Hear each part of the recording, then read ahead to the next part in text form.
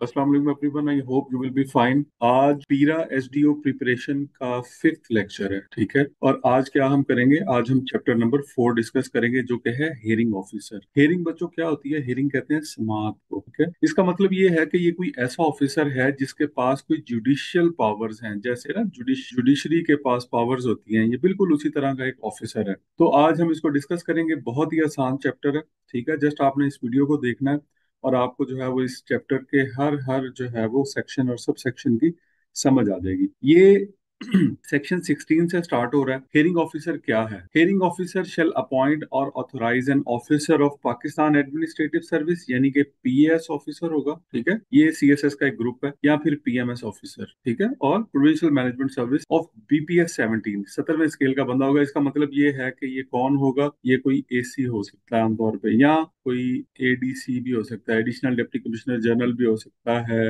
एडीसीआर भी हो सकता है। आमतौर पे जो है वो ये एसी होगा, क्योंकि सब डिविजन के अंदर इसके ऑफिस हैं, तो मोस्टली जो है वो क्या होगा, ये असिस्टेंट कमिश्नर ही होगा। और above the sub division as the hearing officer, ठीक है, who shall be competent to hear and decide the representation for the purpose of this act, जो कि इतना कॉम्पिटेंट होगा कि जो कि हियरिंग कर सके, यानी समाप्त कर सके, और उसके ऊपर क्या करे, फैसला दे, ठीक है। रिप्रेजेंटेशन का यहाँ पे क्या मतलब है? दावा दायर करने को कहते हैं, या फिर रिप्रेजेंटेशन जो है वो किसी कोर्ट ऑफ लॉ के सामने पेश होने को भी कहा जाता है। अच्छा, अब इसमें इसमें कौन कौन जो है वो जाके फाइल कर सकता है? अब ये सेक्शन 16 का सब सेक्शन 2 क्या कहता है? Any offender or any aggrieved person may file a representation, representation मतलब दावा, ये कहते हैं दावा दायर करना, before the hearing officer within 30 days from occurring the cause of action in the following matter। अच्छा बच्चों, अब मामला क्या है? मामला ये है कि अगर कोई एक्शन लिया है इन्फोर्समेंट ऑफिसर ने या इन्वेस्टिगेशन ऑफिसर ने, ठीक है, या एसडीओ ने या सीनियर एसडीओ ने, और वो शख्स उससे मुतमिन नहीं है, वो कहता है जी मेरे साथ हुआ है जुल्म, तो मैं इसको जो है वो किसी कोर्ट ऑफ लॉ के अंदर जाके क्या करूंगा, चैलेंज करूंगा। तो वो कहाँ पे पहली अपील कहाँ पे करेगा? वो हेयरिंग ऑफिसर के पास आएगा। मिसाल के तौर पे किसी की एक दुकान थी या दीवार थी जो कि पीरा ने गिरा दी कि ये जी इंक्रोचमेंट के अंदर आ रही है। तो अब उसने कहा कि नहीं जी, ये तो इंक्रोचमेंट नहीं थी, ये तो मैंने अपने एरिया में बनाई हुई थी, ठीक है। तो आप जो है आपने गलत गलत किया है, आपने मेरा नुकसान किया। तो इसकी इसके लिए वो क्या करेगा? सबसे पहले जहां केस फाइल करेगा वो ये हियरिंग ऑफिसर होगा, जो कि उसी तहसील के अंदर जो है वो मौजूद होगा। बीपीएस 17 का ये एक पीएस या पीएमएस ऑफिसर होगा। अच्छा, अब किस किस चीजों के ऊपर जो है वो यहाँ पर रिप्रेजेंटेशन फाइल की जा सकती है या दावा दायर किया जा सकता है? सबसेक्शन ए क्या कहता है, सॉरी क्लॉज ए क्या कहती है? Against the fine imposed by the enforcement officer under the act और the casual laws. Enforcement officer ने कोई फाइन किया, आपको लगता है बहुत ज्यादा है, तो वो जाके क्या करेगा? वो जाके वहां पर केस फाइल कर देगा। उसके बाद कॉन्फिस्केशन ऑफ आर्टिकल्स। कॉन्फिस्केशन क्या होती है? कॉन्फिस्केशन का मतलब ये होता है कि आपने कोई चीज उठा ली। मिसाल के तौर पे एक शख्स ठेला लगा के सड़क के ऊपर खड़ा था, उसने सड़क रोकी हुई थी, आपकी ट्राली गई है, ठीक है, पीरा वालों की, पीरा एसडीओ की, तो और जाके उसको उठा के ले आए हैं, ठीक है। तो लेकिन वो बंदा बाद में आता है, वो कहता है कि जी यहाँ पर जो है वो तो मैं बिल्कुल ठीक खड़ा था, ये तो मेरी अपनी जगह है। तो ऐसी सूरत में भी वो क्या कर सकता है? वो हियरिंग ऑफिसर के पास जो अपनी रिप्रेजेंटेशन फाइल कर सकता है। सील किया आपने किसी प्रीमिसेस को, रिमूवल ऑफ इंक्रोचमेंट आपने की है, लेकिन वहां पर कोई इशू अराइज हो गया, कॉन्फ्लिक्ट अराइज हो गया, any ancillary matter arising out of the actions bye the enforcement officer.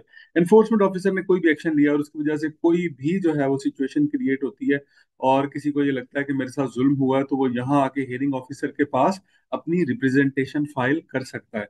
और any matter as may be prescribed, या फिर इसके अलावा कोई और मैटर है जो कि वक्तन फवक्तन जो है प्रिस्क्राइब या तजवीज कर दिया जाएगा, वो भी इसको ये सुन सकता है। उसके बाद सबसेक्शन 3 क्या कहता है? The filing of representation and process of hearing shall be such as may be prescribed. अच्छा, अब फाइलिंग और रिप्रेजेंटेशन जो है वो कैसे होगी, और उसने नीचे बताया हुआ है। हमारी कोशिश है कि हम आपके लिए एक्ट को जो है वो जितना आसान कर सकते हैं उतना आसानी से पढ़ाएं। हमें आपके कमेंट्स में जो है वो आपका फीडबैक मिलता रहता है। अच्छा जी, सबसेक्शन 3 क्या कहता है? The filing of the representation and process of hearing shall be such as may be prescribed. The power of the hearing officer shall include but not limited to. ये जो हियरिंग ऑफिसर है, इसकी powers क्या है? Determine whether the offence occurred और not, ये इसने determine करना है दोनों पार्टीज को सुन के कि वाकई ऑफेंस उसने किया है या नहीं किया। ऑफेंस कहते हैं जुर्म को, ठीक है, कि यानी वाकई उसने जो है वो इंक्रोचमेंट की हुई थी या नहीं की हुई थी, या उसने उसने जो है वो ओवर चार्जिंग की थी या नहीं की, वगैरह वगैरह। उसके बाद determine whether the fine imposed by the enforcement officer is reasonable and with in its limits prescribed under the act. मिसाल के तौर पे वो ये भी देखेगा कि अगर एनफोर्समेंट ऑफिसर की जो लिमिट है वो 50,000 है, 50K, और उसने जो फाइन कर दिया है वो 1 लाख कर दिया है, तो ये इसका मतलब है कि लिमिट एक्सीड हो गई है। ठीक है, तो क्या ऐसा तो नहीं है कि उसने ज्यादा फाइन कर दिया है। नंबर सी में देखें जी, ये सब सेक्शन 4 की क्लॉज सी है। Impose additional fine upon failure of representation and to recover the same. ठीक है, एडिशनल फाइन भी वो लगा सकता है अगर कोई गलत रिप्रेजेंटेशन करेगा, यानी गलत दावा दायर करेगा। ठीक है, और वहां पर वो क्या कर सकता है, एडिशनल फाइन भी लगा सकता है कि आपने गलत यहाँ पे बात की है, बिकॉज जारी बात है जब वो वहां पे कोई दावा दायर करेगा तो उसको प्रूव भी करना पड़ेगा। Refund of the fine impose by the enforcement officer in case of successful representation. अगर वो उसका दावा जो है बिल्कुल ठीक था, ठीक है, उसने जो केस फाइल किया वो बिल्कुल सही दायर किया था, तो वो फाइन रिफंड करने का भी कह सकता है इन्फोर्समेंट ऑफिसर को, क्योंकि वो जो फाइन है वो सेंट्रल अकाउंट में गया होगा, ठीक है, पीरा फंड में गया होगा, तो वहां से उसको रिफंड होगा। इन्फोर्समेंट ऑफिसर अपनी पॉकेट से नहीं करेगा। उसके बाद क्लॉज ई क्या कहती है, impose fine in case of the amount of fine proposed by the enforcement officer exceed his pecuniary limit but he has sent a report to the hearing officer in this regard keeping in view the severity of। ठीक है, अच्छा बात का ऐसा होता है कि अगर इन्फोर्समेंट ऑफिसर की जो पावर है वो कम है लेकिन सेवेरिटी बहुत ज्यादा है, यानी कि वो जो ऑफेंस किया जा रहा है उसकी सेवेरिटी बहुत ज्यादा है, तो वो क्या कर सकता है, वो एक्स्ट्रा फाइन भी कर सकता है, और ये फिर क्या करेगा, ये उस एक्स्ट्रा फाइन को वेट कर देगा। ठीक है, उसको एक्नॉलेज कर लेगा कि हाँ जी बिल्कुल आपने एक्स्ट्रा फाइन जो किया है वो बिल्कुल ठीक किया है। Determine the enforcement cost. Enforcement cost जो होती है वो भी, उसको भी डिटर्मिन किया जाएगा। मिसाल के तौर पे अगर किसी जगह पे कोई गैर कानूनी घर बना हुआ है, सरकारी प्रॉपर्टी है और वहां गैर कानूनी तौर पे घर बन गया, तो उसको गिराने के लिए यकीनन आपको लेबर की जरूरत पड़ेगी, आपको आपको क्रेन वगैरह की जरूरत पड़ेगी। ठीक है, दूसरी जो है वो इम्प्लीमेंट्स की जरूरत पड़ेगी, तो उसकी एक कॉस्ट होती है, तो वो जो कॉस्ट है वो भी ये डिटरमिन करेगा और उसी पार्टी से जो है वो रिसीव की जाएगी। उसके बाद है जी clause G, decide about the disposal of confiscated articles और आइटम। ठीक है जी, disposal of confiscated articles, confiscated जो है जब्त शुदा माल है। मिसाल के तौर पे आपने कोई रेडियां उठा ली हैं, आपने कोई ठेले उठा लिए हैं, ठीक है, या कोई और सामान उठा लिया है, तो वो आपका क्या है, कन्फिस्केटेड मटेरियल है, तो उसका डिस्पोजल, उसको सेल भी कर सकते हैं। ठीक है, जैसे अभी पीरा ने रिसेंटली किया है करोड़ों में, तो उसको सेल भी करना है बाद में, जारी बात है उसकी ऑक्शन वगैरह होगी।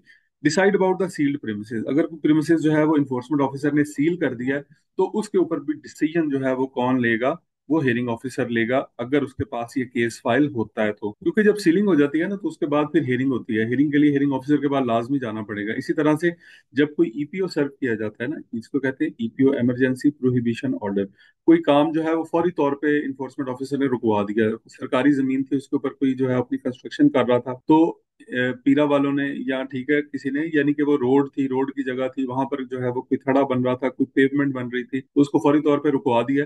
तो ऐसी सिचुएशन में भी जो है वो हेयरिंग होगी और उसके बाद आगे काम चलेगा। उसके बाद decide about the auction of confiscated articles. ठीक है, उसकी अगर ऑक्शन करनी है, अगर जो जब्त शुदा माल है, तो वो भी जो है वो हेयरिंग ऑफिसर डिसाइड करेगा। उसके बाद decide about the matters with regard to the encroachment under the, encroachment से रिलेटेड भी जितने मैटर्स हैं, अगर कोई उससे जो है वो एग्री नहीं है, तो वो हेयरिंग ऑफिसर के पास जाके रिप्रेजेंटेशन या दावा फाइल कर सकता है। उसके बाद क्या है जी, decide about the matters with regard to the public nuisance, कोई पब्लिक के लिए परेशानी का कोई बाइस बन रही है चीजें, तो वहां पर ईपीओ सर्व करना है, और उसके बाद फिर क्या होगा, वो केस किसके पास, हेयरिंग ऑफिसर के पास आ जाएगा। उसके बाद क्लॉज एल में क्या है, issue absolute order in furtherance of the EPO. EPO के बाद जो फाइनल ऑर्डर है वो भी जो है वो इसी ने देना है। किसने देना है, हेयरिंग ऑफिसर ने देना है। अच्छा, अब एब्सोल्यूट ऑर्डर क्या है, मिसाल के तौर पे ईपीओ इसलिए सर्व किया गया था कि एक शख्स जो है वो क्या कर रहा था, अपना खड़ा बना रहा था दुकान के सामने, ठीक है, किसी किस्म की स्लो बना रहा था, और वो जगह जो है वो क्या थी, वो सरकारी लैंड थी, सरकारी प्रॉपर्टी थी। अब इन्होंने क्या किया कि फौरी उस काम को जाके क्या किया, हॉल्ट कर दिया, रुकवा दिया, स्टॉप कर दिया, ईपीओ सर्व कर दिया। अब उस वक्त तक ये काम स्टॉप रहेगा जब तक वो पर्सन जो है वो हेयरिंग ऑफिसर के पास नहीं आएगा और यहाँ से उस ईपीओ का जो है फाइनल डिसीजन नहीं होगा। और वो जो फाइनल डिसीजन है उसको एब्सोल्यूट ऑर्डर कहते हैं। Issue removal order under this act, ठीक है, कोई भी रिमूवल ऑर्डर जो है, किसी चीज को रिमूव करने के ऑर्डर जो है वो भी इस एक्ट के तहत लिए जा सकते हैं, कोई इंक्रोचमेंट वगैरह। Get securities and bonds with और without sureties as may be prescribe, ठीक है, कोई श्योरिटी बॉन्ड वगैरह जो है वो लेके तो किसी को जो है वो केस को डिसमिस किया जा सकता है एज ए श्योरिटी, ठीक। एनालाइज, जैसे कि कोर्ट के अंदर जो है वो श्योरिटी वगैरह जमा होती है, मचल के जिसको कहते हैं। Analyse the requisition sent by the enforcement officer and forward it to the and same to the board। कोई भी requisition enforcement station अगर सेंड करता है तो ये उसको एनालाइज करेगा और बोर्ड को सेंड कर देगा। अच्छा, रिक्वेजिशन क्यों सेंड की जाएगी? कोई एक्स्ट्रा सपोर्ट की अगर जरूरत है एनफोर्समेंट स्टेशन को, किसी जगह पे जो है वो लोग बहुत ज्यादा बदमाशी कर रहे हैं, वहां पर ज्यादा एक्स्ट्रा फोर्स की जरूरत है, वहां पे डिस्ट्रिक्ट एडमिनिस्ट्रेशन की इंटरवेंशन की जरूरत है, या वहां पर उनको पुलिस के साथ साथ जो है वो रेंजर्स भी चाहिए, ठीक है, तो ऐसी सूरत में क्या करेंगे, वो रिक्वेजिशन भेजेंगे, हियरिंग ऑफिसर जो है वो उसको चेक करेगा और फिर आगे बोर्ड को सबमिट करेगा। यहाँ बोर्ड से मुराद जो है वो डिस्ट्रिक्ट बोर्ड की बात हो रही है, ठीक है। उसके बाद इसमें देखें कि क्लॉज पी क्या कहती है, inspect any site, record, seek reports and summon the attendance of any concern person, ठीक है। ये एक तो साइट को इंस्पेक्ट कर सकता है, खुद जाके रिकॉर्ड चेक कर सकता है, कोई रिपोर्ट चाहिए वो ले सकता है, या किसी शख्स को जो है वो समन करके बुला भी सकता है। समन के क्या कहते हैं, वो जो अदालत की तरफ से जो है वो एक ऑर्डर दिया जाता है, एक लेटर लिखा जाता है, ठीक है, वो एक पीस ऑफ पेपर होता है और उसमें ये कहा जाता है कि आपकी फलां दिन में जो है फलां जगह पे पेशी है, तो उसको समन कहा जाता है।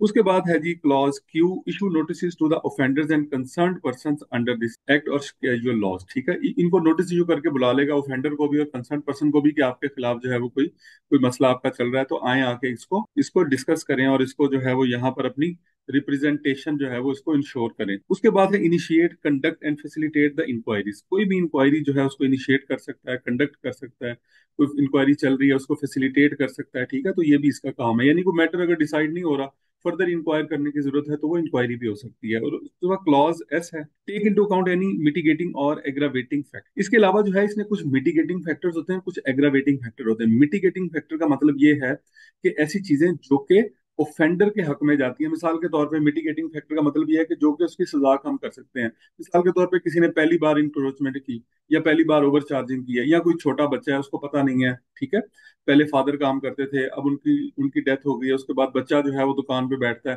तो उसको रेट का अंदाजा नहीं था, तो ये सारे मिटिगेटिंग फैक्टर्स हैं। एग्रावेटिंग फैक्टर्स क्या होते हैं कि एक शख्स जो है वो रिपीटेड या हैबिचुअल ऑफेंडर है, आदी मुजरम है, और वो बार बार काम कर रहा है, तो उसको रूटीन से ज्यादा फाइन भी हो सकता है। और मिटिगेटिंग फैक्टर अगर मौजूद है तो फिर जो है वो रूटीन से कम फाइन भी हो सकता है, और हो सकता है कि फाइन माफ भी हो जाए, तो इसको भी वो लाजमी कंसीडर करेगा। उसके बाद क्लॉज टी है, decide the representation file by the offender और aggrieved person in such a manner and within such time as may be prescribed, ठीक है जी, वो डिसाइड। अच्छा, अब ये जो मुकदमे है ना, ये बहुत लंबे नहीं चलेंगे, उसको फौरी तौर पे डिसीजन करना होगा, ठीक है, और ये इसको समरी ट्रायल कहते हैं, ये ज्यादा लंबा नहीं चलता, एक आध सेशन में इसका फैसला हो जाता है। तो कोई ऑफेंडर या एग्रीव्ड पर्सन, एग्रीव्ड पर्सन वो होता है जो ये समझता है कि मेरे साथ कोई जुल्म हुआ है, तो ऑफेंडर है या कोई एग्रीव्ड पर्सन है। ऑफेंडर होता है जो जो मुजरम होता है, जिसने कोई जुर्म किया है, या कोई एग्रीव्ड पर्सन है वो ये समझता है कि मेरे साथ जो है इदारे ने जुल्म किया है, तो अगर वो कोई रिप्रेजेंटेशन या दावा फाइल करता है तो उसको विद इन प्रिस्क्राइब्ड टाइम जो है वो उसको डिस्पोज ऑफ करना या उसका फैसला करना जरूरी है। रीड्रेस ग्रीवेंसेस ऑन द कंप्लेंट, अगर किसी की कोई ग्रीवेंसेस हैं तो उसको रीड्रेस करना, ठीक है, उसका अजाला करना जो है वो भी जरूरी है। तो वो क्या करेगा, अगर कोई कंप्लेंट फाइल करता है इसके पास कि जी किसी शख्स ने जो है वो मेरे साथ ज्यादती किया, जुल्म किया, तो अगेंस्ट द ट्रांसग्रेशन, ट्रांसग्रेशन क्या होता है, बेइज्जती को कहते हैं किसी एम्प्लॉय की तरफ से, तो उसके ऊपर भी जो है ये फैसला करेगा। उसके बाद क्लॉज वी है, provide interim relief to the aggrieved person in such manner as may be prescribed. अगर उसको लग रहा है कि कोई शख्स वाकई एग्रीव है, यानी उसके साथ जुल्म हुआ है, ठीक है, तो उसको इंटरिम रिलीफ भी दे सकता है। मिसाल के तौर पे उसकी रेडी है, वो कहेगा चलें ठीक है, फिलहाल आपको वापस कर देते हैं, आप जाके अपना काम करें, लेकिन आपने इंक्रोचमेंट नहीं करनी है। आरजी रिलीफ जो है उसको दिया जा सकता है, ठीक है। उसके बाद है supervise, monitor and review the progress and performance of the enforcement station. ये सुपरवाइज भी करेगा, मॉनिटर भी करेगा, रिव्यू भी करेगा, ठीक है, परफॉर्मेंस को किसी किसकी, इन्फोर्समेंट स्टेशन की। अब इसके बाद है जी परफॉर्म एक्स में देखें, perform such other functions and exercise such other powers. इसके अलावा जो है कोई और फंक्शन, कोई और पावर जो इस एक्ट के पर्पस को फुलफिल करने के लिए अथॉरिटी इसको देती है, तो वो भी वो ये कैरी आउट कर सकता है। तो ये तो जी थी जी पावर्स हेयरिंग ऑफिसर्स की। अब उसने ऊपर हमने, अगर आपको याद हो तो हमने एग्रावेटिंग और मिटिगेटिंग फैक्टर्स की बात की थी। तो वो ये कहता है कि फॉर द पर्पज ऑफ, ये सबसेक्शन 5 है, for the purpose of this act the hearing officer shall consider any aggravating और mitigating factors that warrant deviation from the penalty determined by the enforcement officer including but not limited to.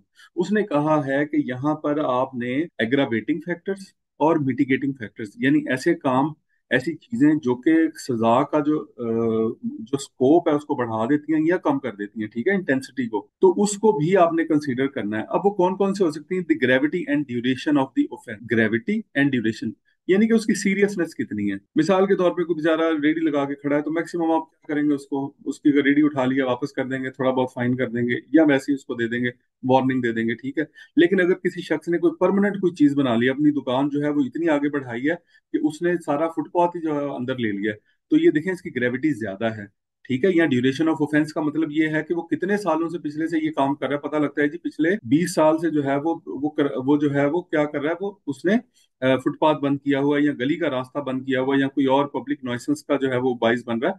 तो ऐसी situation के अंदर क्या होगा कि mitigating और aggravating factor को लाजमी देखा जाएगा। या फिर ऐसा हो सकता है कि कोई बंदा जो है उसने पहली बार ओवर चार्जिंग किया या गलती से जो है वो उससे काम हो गया, तो उसको लाजमी कंसीडर किया जाएगा। Any efforts made by the offender to correct the offence, हाँ अगर कोई उसने एफर्ट किए हैं ऑफेंस को करेक्ट करने के लिए, मिसाल के तौर पे किसी का शेड था, वो पहले आधी सड़क तक आया हुआ था, अगर उसने शेड को कम करके छोटा कर लिया है, लेकिन अभी भी जो है वो थोड़ा सा जो है वो इंक्रोचमेंट में आ रहा है, तो उसकी जो एफर्ट्स हैं उसको लाजमी कंसीडर किया जाएगा कि हाँ इसने इंक्रोचमेंट को खत्म करने के लिए एटलीस्ट कुछ ना कुछ किया है। उसके बाद क्लॉज सी क्या कहता है? The adverse impact of the offence on public, public के ऊपर इसका कितना ऑफेंस है। मिसाल के तौर पे कोई शख्स ये करता है कि गली का आखिरी वाला घर लेता है और फिर क्या करता है, उस गली को बंद कर देता है, ठीक है, तो अवाम जो है वो उसकी वजह से मुतासर हो रही है। तो ऐसी सिचुएशन में क्या होगा कि ऐसी सिचुएशन के अंदर जो है वो उसका एडवर्स इंपैक्ट भी देखा जाएगा। Any habitual nature of offender, अगर कोई ऑफेंडर जो है उसकी नेचर हैबिचुअल है, यानी कि वो हर दफा ओवर चार्जिंग करता है, या उसने जो है वो कोई अपना सामान निकाल के रोड के ऊपर रखा हुआ है, या जो है उसने आधी रोड ब्लॉक की हुई है, तो ऐसी सिचुएशन के अंदर जो हैबिचुअल नेचर के बंदे हैं उनको जो है वो ज्यादा फाइन किया जाएगा, एग्रावेट कर जाएगा, ठीक है। तो any instances in which the offender has previously been involve in offences of the same nature, ये भी वही वाला हैबिचुअल नेचर वाला है, ठीक है। और gender and age of the offender, gender और एज भी देखा जाएगा। बाज़ का खवातीन कोई कारोबार कर रही होती हैं तो उन्हें इतना ज्यादा आइडिया नहीं होता, या कोई छोटा बच्चा दुकान पे बैठा होता है, कोई माइनर होता है, यानी उसका कोई बड़ा नहीं होता दुकान पे बैठने के लिए, और उससे कोई इस तरह की चीज हो जाती है, तो उसके अंदर भी आप देखेंगे कि ये जो है ये दोनों मिटिगेटिंग फैक्टर्स हैं। कोई फीमेल है या बच्चा है तो क्या है, ये मिटिगेटिंग फैक्टर्स हैं, ये सजा को कम कर देंगे। Any other factors that the hearing officer में डीम फिट, इसके अलावा कोई भी और फैक्टर है तो वो ये देख सकता है कि वो एग्रावेटिंग या मिटिगेटिंग फैक्टर में आता है, तो उसके मुताबिक फिर वो फाइन को कम कर देगा या ज्यादा कर देगा, सजा कम ज्यादा इसकी वजह से हो सकती है। लेकिन सेक्शन नंबर 17 देखते हैं, ये लास्ट सेक्शन है इस चैप्टर का, प्रोसीजर एट हियरिंग। प्रोसीजर कैसे होगा? सब सेक्शन 1 क्या कहता है? Save as may be previously provided in the act, hearing shall be conducted summarily. देखिए जी, मैंने आपको पहले भी बताया था समरी ट्रायल होगा, ये शॉर्ट ट्रायल होता है, छोटे मोटे जो क्राइम्स हैं उनके लिए होता है, और इसमें जो है वो लंबी डेटें नहीं दी जाती, बल्कि एक दो सेशन में इसका फैसला कर दिया जाता है। एंड कानून शहादत 1984 शैल नॉट अप्लाई, यहाँ पर कानून शहादत अप्लाई नहीं होगा। कानून शहादत जो है वो गवाहों से रिलेटेड है, ये नहीं है कि उसका वकील आए और कहे कि जी हम अपने गवाह लेके आ रहे हैं, ये पार्टी अपने गवाह लेके आ रही है, तो ऐसा हरगिज नहीं होगा, बल्कि समरी ट्रायल होगा, शॉर्ट ट्रायल होगा, और जल्दी जल्दी फैसला सुना दिया जाएगा। उसके बाद है जी 2, सबसेक्शन 2 क्या कहता है कि ऑल प्रोसीडिंग्स में बी ऑडियो वीडियो रिकॉर्डेड, ठीक है जी, जो भी प्रोसीडिंग होगी ना उस रूम की जहां पे हियरिंग होगी, तो वो ऑडियो वीडियो उसकी रिकॉर्डिंग होगी लाजमी, in to ensure the transparency and for the purpose of maintaining record of all proceedings. कोई शख्स ये कहेगा कि जी मेरे साथ तो ज्यादती हुई है, और वो किसी और कोर्ट ऑफ लॉ में चला जाएगा, तो वो प्रोसीडिंग मौजूद होंगी कि भाई वहां पर आपने जो जो चीजें प्रेजेंट की थी उसकी बेस पे जो है वो फैसला किया गया, और वो फैसला आपके सामने है। उसके बाद है the enforcement officer may attend the hearing but not required to do so. Enforcement officer जो है उस वो या उसकी तरफ से कोई जो रिप्रेजेंटेटिव है डिपार्टमेंट का, वो उस हेयरिंग को अटेंड करेगा, लेकिन लाजमी नहीं कि इन्फोर्समेंट ऑफिसर ही जाए, उसकी जगह पे कोई और भी जा सकता है। Specifically asked to attend the meeting by the hearing officer, हाँ अगर हेयरिंग ऑफिसर ने कहा है कि इन्फोर्समेंट ऑफिसर को बुलाएं, कंसर्न इन्फोर्समेंट ऑफिसर को, फिर उसको जाना पड़ेगा, अदरवाइज जो है वो ये इतना जरूरी नहीं है। उसकी जगह पे कोई और जो रिप्रेजेंटेटिव है, जो लीगल का बंदा है, उनका प्रोसिक्यूटर वगैरह है, वो भी जा सकता है। उसके बाद सबसेक्शन 4 क्या कहता है? Written and oral evidence shall be submitted by any person at the hearing. ठीक है, तो कहता है रिटल और ओरल एविडेंसेस हैं अगर किसी के पास तो वो भी सबमिट कर सकता है। अगर कोई शख्स कहता है जी मैंने ओवर प्राइसिंग नहीं की है, आप देख लें मेरे पास वीडियो मौजूद है, ठीक है, मेरे पास जो है वो इसके ऑडियो मौजूद है कि मैंने जो है वो इनको सही रेट बताया है, या मैंने जो है वो इंक्रोचमेंट नहीं किया, या मैंने कोई जुर्म नहीं किया और उसका सबूत मेरे पास मौजूद है, तो वो वहां पर हियरिंग ऑफिसर के सामने उसको शो कर सकता है। इसके बाद क्या आ जाता है हमारे पास जी, रिकॉर्डिंग ऑफ द एविडेंस। ये सेक्शन 18 है और इस चैप्टर का आखिरी सेक्शन है। इसका सबसेक्शन 1 क्या कहता है, any evidence under the act shall be taken on oath. कहता है कोई भी एविडेंस जो है उससे पहले उनको ओथ लेना होगा कि वो जो भी कहेंगे सच के सिवा कुछ नहीं कहेंगे। और affirmation accept as may B otherwise provided. और अगर लॉ में इसके अलावा कुछ और प्रोविजन मौजूद है तो वो करना पड़ेगा। ठीक है, अगर लॉ में कोई और प्रोविजन है तो वो करेगा, यानी कि इसमें आगे फर्दर आपने रेगुलेशंस के अंदर कुछ और प्रोविजन बना लिया तो अदरवाइज जो है वो ओथ तो लाजमी लेगा। May be recorded but kept and maintained in the prescribed manner. ठीक है, और उसको रिकॉर्ड किया जाएगा, अपने पास रखा जाएगा। ठीक है, and maintained in the prescribed manner. और जो भी तरीकाकार तजवीज करता है उसके मुताबिक जो है उसने जो ओथ लिया है रिकॉर्डिंग ऑफ एविडेंस से पहले, उसको अपने पास रखा जाएगा। ठीक है, एक तो ओथ कि वो जो कहेगा सच के सिवा कुछ नहीं कहेगा, ये ओथ होता है। और उसके बाद उसने जो भी बयान दिया है, ठीक है, वो भी जो है वो उसको रिकॉर्ड किया जाएगा और अपने पास रिकॉर्ड का हिस्सा बनाया जाएगा। उसके बाद सबसेक्शन 2 क्या कहता है, any document that is required और ऑथराइज टू बी फाइल्ड। जो भी डॉक्यूमेंट जो है हियरिंग ऑफिसर रिक्वायर करेगा या जमा करवाना जरूरी होगा, गिवन और delivered to the hearing officer, जो कि हियरिंग ऑफिसर को चाहिए under any act, may be filed, given और delivered electronically in the manner as may be prescribed. कहता है जो भी डॉक्यूमेंट जो है वो सबमिट होगा हियरिंग ऑफिसर के पास, वो इलेक्ट्रॉनिकली जो है, ठीक है, भी जो है वो चाहे रिसीव हुआ है तो वो लाजमी उसको प्रोवाइड किया जाएगा। मिसाल, ये इसकी मिसाल आप ऐसे ले लें कि अगर उसको हियरिंग ऑफिसर को जो है वो किसी डॉक्यूमेंट की जरूरत है और वो मांग रहा है तो वो डॉक्यूमेंट उसको लाजमी प्रोवाइड किया जाएगा। मिसाल के तौर पे मैं ये मिसाल देता हूँ, कोई एक बड़ी शॉप है, कोई प्लाजा है, और उन्होंने अपनी सीढ़ियां बाहर की तरफ बनाई हुई हैं। ठीक है, अब हियरिंग ऑफिसर ये कहता है कि आप मुझे जो है वो अपना मैप ला के दें, ठीक है, नक्शा ला के दें, ताकि मैं ये आइडेंटिफाई करूं कि आपका जो है ये नक्शे के अंदर अप्रूव है या नहीं है ये सीढ़ियां, या ऐसा है कि आपने जो है उसको वैसे बढ़ा के यहाँ पे बना ली हैं। तो ऐसी सिचुएशन के अंदर जो जिसने भी केस फाइल किया है, ठीक है, ऑफेंडर है या जो भी है, अग्रीव्ड पर्सन है, वो जाके वो उसके ऊपर लाजमी है कि वो ये डॉक्यूमेंट जो है वो लाजमी सबमिट करेगा। ठीक है, तो और इलेक्ट्रॉनिकली भी उसको रिकॉर्ड मेंटेन किया जाएगा।